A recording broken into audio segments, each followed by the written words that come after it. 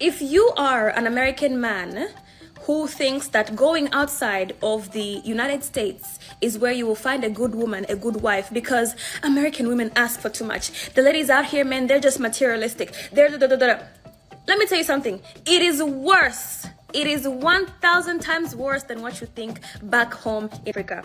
Damn!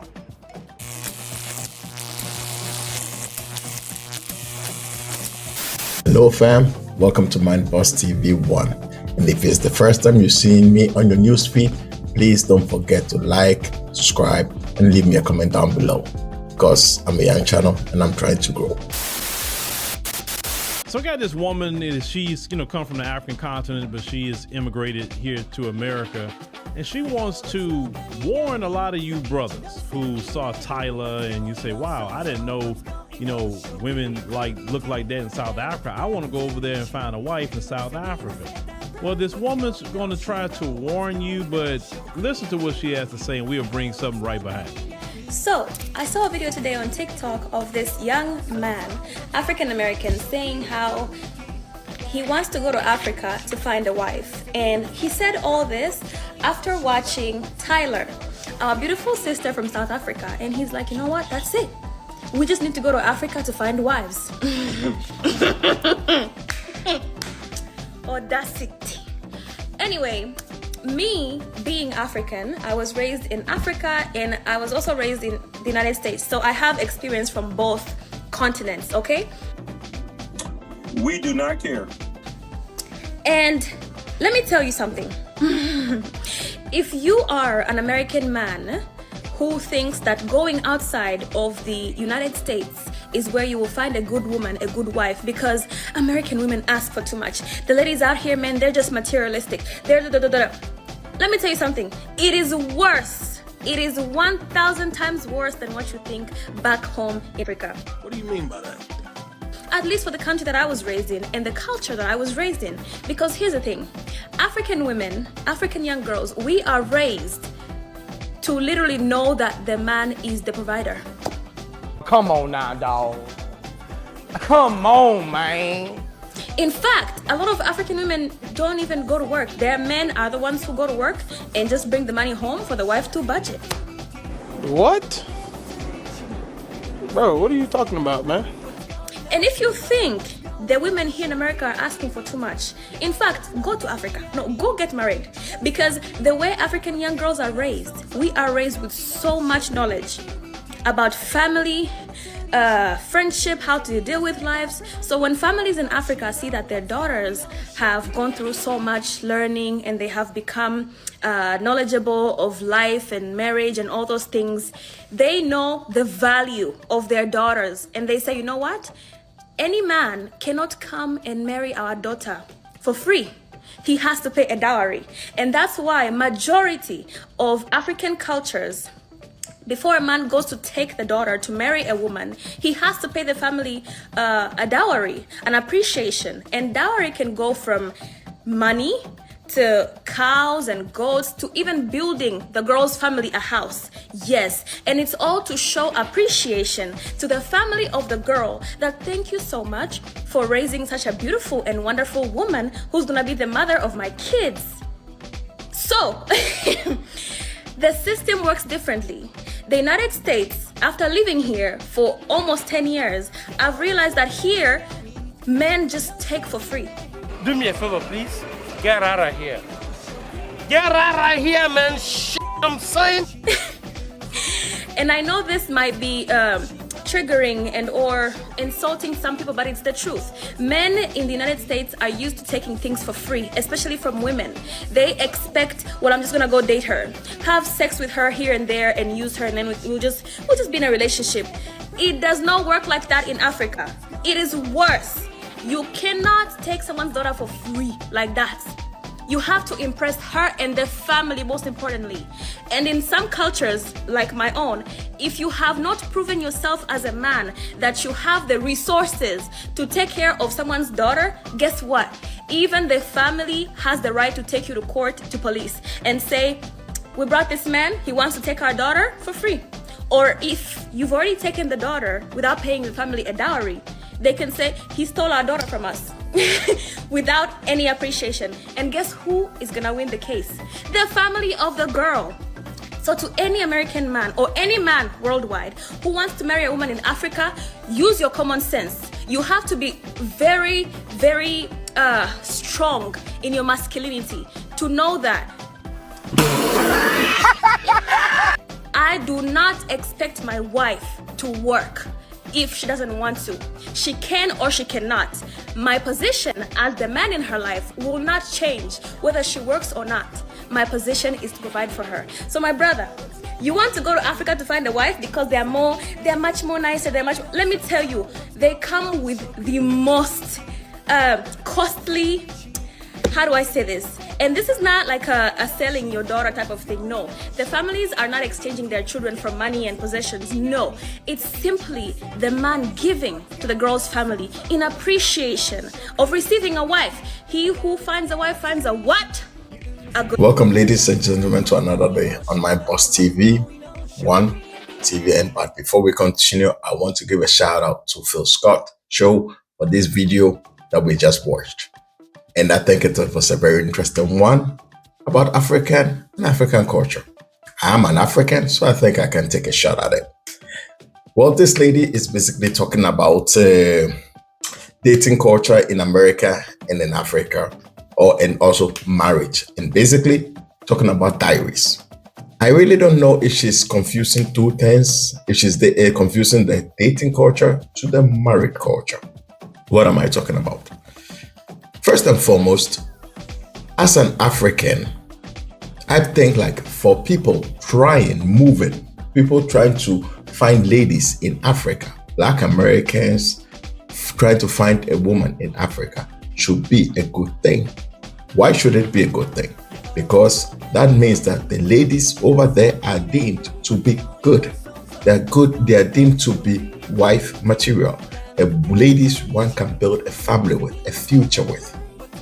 Ladies that can live, that knows how to understand a man, how to speak life into a man, and how to move with a man. So for me, people coming to Africa not for just sexual preferences or sexual desires or whatever, but come there purposely to look for a wife, a person they want to live their life with or build a life with. To me, I believe it's a good thing. That's one thing. But the way she's projecting it, it's as if like people are just coming there to abuse the women. Talking now, if an American man chooses to go to Africa, it is 1,000 times worse. I don't get where she gets that knowledge from. Because from what I know and what I've seen, African women are very good. African women are very beautiful. They're very submissive. They know how to build with a man. Okay, some. They know how to build with a man. A lot of them are grown in the traditional way, whereby they have their fathers to look up to and their brothers and their uncles and all these manly figures in their family. So they know how to live in a home with a man, and they know what it implies. So thereby, taking such a woman is 1,000 times better. It's because most of these men, also sometimes people call them to be passport bros, most of these men are leaving the diaspora to look for wives outside. Most of the time because these women in the diaspora, they can't work with them. They are not submissive. They are too masculine. They are combative. They would rather fight you than try to work with you. No matter what you tell them, they are already on the attack. They are ready to attack you. Instead of try to listen to a man and try to follow his leadership, they rather want to take their leadership, which most of the time again comes with confusion and marital issues. So thereby a lot of Black men in America are checking out of the dating scene because they find it very difficult. It has nothing to do with the 50-50 thing. And also the 50-50 thing is not necessary to be a bad thing, because in this modern age we live in, the society is built that it's not only on a one person's income. It's supposed to be on both people income, both parties, both couples, both man and woman's income to make a living. But what I would say is, if you are going in with the idea that whatever a man makes belongs to us, belongs to the household, or whatever a woman makes belongs to her, then I would say you are the problem. You are the selfish one. Because now in this world we live in, now you are supposed to build together with a man. You're supposed to build together as a family, as a unit. When you bring this, I bring that, and then we build together. What I would say is the best this time would be like the man brings maybe 60 or 70% and the woman brings 30%. Why? Because if she was also the one, so that she could work less if possible, or and so that she can stay home and take care of the children if such be, or if the house needs to be cleaned or whatnot. Not that the man can't do that, but it all depends on what agreements the people in the marriage have agreed upon. The man can also do it, and so can the woman. So it all depends on the family dynamics. And also that the women are raised with the knowledge of family and friends and so forth and so forth. Yes, because as a woman who is about to get married to a man, you have to know the family. You have to know the family role. What is your role in the family? What role are you supposed to also play with your? What role you are supposed to play for your husband? You are supposed to be his peace. Peace is not just he comes home and then you are quiet. No. When in times of him going through hardship, you tell him, baby, honey, it is going to be well. When things are not looking bright and he's broken down, you lift him up. You speak life into him. You speak life into him. That is what it is. When things are not going well, you cuddle him. You keep him safe from the world. After the world has beat him down, he comes home to you, and then you be his peace. You be the one to tell him, honey, I appreciate what you're doing. Honey, you are doing a marvelous job. Things are looking hard out there, but you are fighting on. You are keeping us above water. That is what a man needs. So to me, you knowing this is a great thing to add up to the family dynamics. Every family raising a child knows that a child will grow up and marry outside one day. They know that. So of course they want you to give you the whole attributes, all the things that you may need, all the tools that you may need in your future marriage. They want to give it to you so that when the time comes, you can take those tools and apply it to their circumstances. But every family takes pride in raising a woman that is going to stay in the family or in the household with a man and be able to build and try to be able to communicate and try to thrive together. And also talk about men in US come and take for free. I really don't think so. Because again, a man will approach a woman, but it's still the woman that gives access to dating. It's the woman that gives access to dating. So if a man approaches you and you are not giving him access, he can't really do anything about that. So if you think the men are coming there just to come and date and sleep with the ladies and then move on and take for free, then I think it's the ladies that need to question their choices. When you meet a lady, of course you court her. You guys get to know each other, you guys get to walk for a bit or move for a bit. It's not the first time you meet, you want to go and shack up. First time you meet, you're going to sleep with the lady. First time you meet, you are going to do this and that and this and that. No, it doesn't work like that. The next time, if this relationship doesn't work and you jump to the next relationship, you do the same thing. It's continuous. All of a sudden, you rack up a high body count. And at the end of the day, you lose your value. So the best way of even dating in this modern day is get to know the man, get to know the lady, walk with her a bit, talk to her, communicate, try to build a bond. And through that, you guys can know if you are compatible.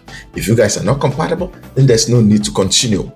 If you guys are not compatible, then there's no need to continue the relationship. But if you guys think there's something there, then you guys continue. And that is when maybe you approach their family. And then family. Oh, mom, but dad, this is the man I'm working with. This is the lady I'm talking with. This is the lady I'm moving with, and such. So that at least they are accustomed to the person.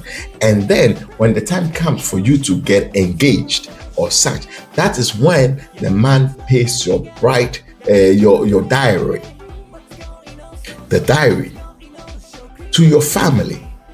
And even in some cultures in Africa, I believe the women actually pay to the man. So some cultures is different from some cultures. But in my culture, for example, I pay to the woman. You are paying her off or paying her as a slave or not. It's a token you are giving to the family, because what you are taking something from them. You are taking a lady from their family. You are taking to add up to yours. So you are taking something from their family. So what you are giving them a token for the good job they have done to raise up such a lovely lady. It has nothing to do with you buying off or anything like that. So this thing about building a house for the family or building buying cows and such like that, it depends on what culture it is, which traditions they follow. But it's not supposed to be a negative thing. It's supposed to be rather a positive thing, because it is a great honor for the lady to know that you came for me and then you paid the highest of a price for me. The same way, like you see some ladies go all up in how many carats ring it is and how many diamonds, how many blah blah blah, all such things. It's because they put value in it. That's my take on it. But people coming to Africa or from the diaspora to look for wives wherever it may be, to me, it's not a bad thing. It's not a bad thing. I think it's supposed to be welcome, because in Europe, many people are married to different people from different culture. Different people from different culture, which I believe is very beautiful. Black man isn't necessary for a black woman, and black woman isn't always for a black man. You can marry an Asian, you can marry a North American, you can marry whoever you want to. As long as there's love and you understanding between you, both of you, I don't see any harm in it. That's my take on it. My Boss TV 1. Stay blessed.